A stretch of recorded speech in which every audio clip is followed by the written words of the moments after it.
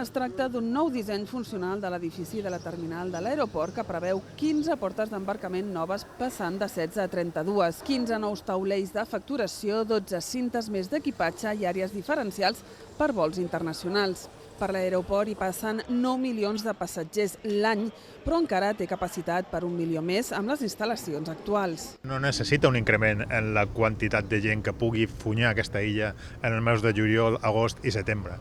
Necessitem reduir, no podem fer més gran l'aixeta d'entrada, hem d'aconseguir que estrenya aquesta entrada. També es preveu una nova zona VIP de 2.000 metres quadrats amb una terrassa de 420 més a la coberta de la terminal, ampliant 5.000 metres quadrats la primera planta i un nou dic d'embarcament en un edifici nou de 2 plantes per vols en països que no formen part de l'espai Schengen. Els hotelers parlen de responsabilitat i equilibri. Yo abogo siempre por prudencia, por llegar a un equilibrio y que eso venga acompañado también de una planificación a nivel destino en cuanto a los recursos.